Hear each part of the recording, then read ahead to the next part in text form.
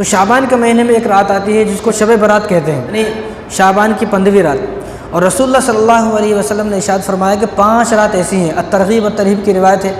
حضرت معاذ بن جبل رضی اللہ تعالیٰ فرماتے ہیں کہ آپ صلی اللہ علیہ وسلم نے کیا ارشاد فرمایا کہ 5 راتیں ایسی ہیں کہ اگر کوئی آدمی ان 5 راتوں میں عبادت کر لیتا ہے تو اللہ تبارک و تعالیٰ اس پر جنت کو واجب فرما دیتے ہیں۔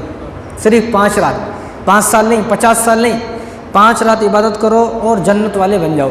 وہ 5 رات کون سی ہیں؟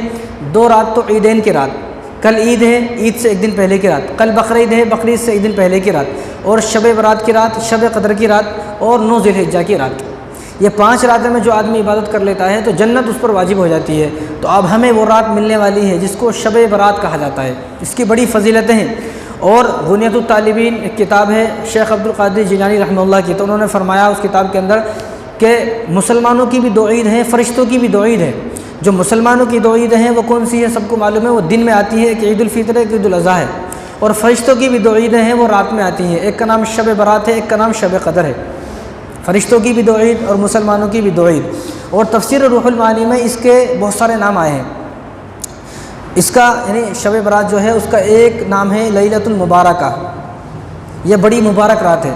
ایک نام ہے لیلۃ الرحمہ کہ اس رات میں اللہ تبارک و تعالیٰ کی رحمتیں نازل ہوتی ہیں، اللہ کی رحمتیں برستی ہیں۔ ایک نام ہے لیلۃ المغفرہ، مغفرت کی رات ہے کہ اس رات میں اللہ تبارک و تعالیٰ بے تحاشا لوگوں کی مغفرت فرماتے ہیں۔ تو ایک نام ہے اس کا لیلۃ العتق کہ آزادی سے جہنم سے آزادی کی رات۔ ایک اس کا نام ہے لیلۃ الصق کہ آج ہر انسان کو جو آدمی شب برات میں جا کر عبادت کرے گا تو اللہ تبارک و تعالیٰ کی طرف سے اسے ایک پروانہ ملے گا، جہنم سے آزادی کا پروانہ، اس لیے اس رات کا نام ہے لیلۃ الصق کہ یہ آزادی کی رات ہے۔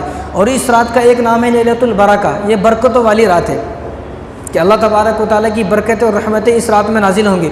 اور ایک نام ہے اس رات کا لیلۃ البراء یعنی نجات کی رات، اللہ تبارک و تعالیٰ تمام لوگوں کو تمام گناہوں سے نجات دے دیں گے۔ جو آدمی کوشش کرے گا تو نجات ملے گی، کوشش نہیں کرے گا تو کوئی نجات نہیں ملے گی۔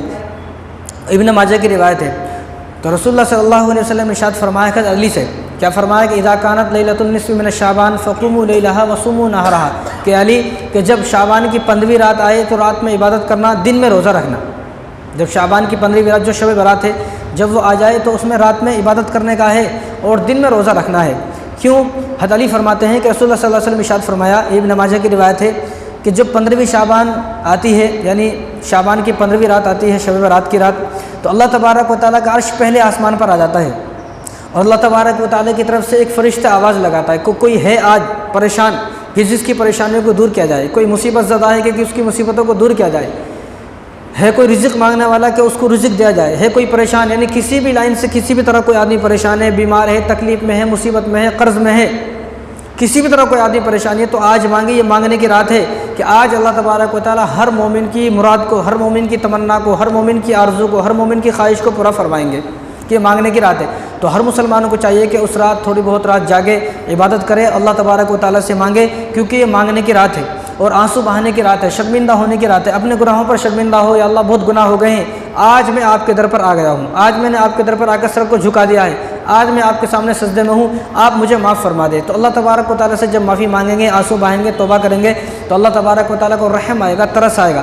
اور جب اللہ کو رحم اور ترس آتا ہے، اب یہ ہمارا بیٹا، ہمارا بچہ اگر ہمارے سامنے 2 آنسو بہا دیتا ہے، روتا تو کتنا ترس آتا ہے، اتنا ترس آتا ہے کہ میرا بیٹا میرے سامنے رویا اور میں اس کی تمنا کو پورا نہ کروں، یہ کیسے ہو سکتا ہے؟ آدمی مزدوری کرتا ہے، دن میں مزدوری اور گرمی میں دھوپ میں مزدوری کرتا ہے، بھوکا پیاسا، لیکن بیٹے کی تمنا کو پورا کرتا ہے۔ اسی طرح اگر کوئی آدمی شب برات کی رات میں اللہ تبارک و تعالیٰ سے مانگے گا، توبہ کرے گا، آنسو بہائے گا، شرمندہ ہوگا، تو اللہ تبارک و تعالیٰ کو بھی اس پر رحم اور ترس آئے گا، اللہ تبارک و تعالیٰ بھی اس کی پکار کو سنیں گے۔ اور دوسری بات کہ ساری سال ہم اللہ کو پکار رہے ہیں، اللہ ہماری مدد فرما، اللہ ہماری مدد فرما، اللہ ہماری مدد فرما ساری سال، لیکن جب شب برات کی رات، شب قدر کی یہ رات آتی ہیں تو اس رات میں اللہ خود ہمیں پکار رہا ہے کہ میرے بندے تو سارے سال مجھے پکارتا ہے، لیکن آج میں تجھے پکارتا ہوں کہ کوئی ہے جو مجھ سے مانگے، کہ کوئی ہے ایسا جو مجھ سے مغفرت طلب کرے، میں اس کی مغفرت کروں۔ یعنی اللہ تبارک و تعالیٰ کا عرش پہلے آسمان پر آ گیا، سارے سال ہم لوگ اللہ کو پکار رہے ہیں، اب پتہ نہیں ہماری پکار اللہ کے پاس جا بھی رہی ہے نہیں جا رہی، لیکن اس رات میں اللہ تبارک و تعالیٰ کا عرش ہی پہلے آسمان پر آ گیا ہے، اللہ تعالیٰ خود ہمیں پکار رہے ہیں۔ ایسا لگتا ہے کہ اللہ تعالیٰ ہمارے پاس آ گئے، ہمارے بالکل قریب آ کر اور ہمارا چہرہ پکڑ کر اور ہماری داڑھی میں ہاتھ دے کر اللہ تعالیٰ ہمیں پکار رہے ہیں کہ مانگ میرے بندے کیا مانگتا ہے۔ تو مانگنے کی رات ہے، تو ہر مسلمان کوششیں کرے کہ جب شب برات آئے گی تو ہم رات بھر جا کے عبادت کریں گے انشاءاللہ۔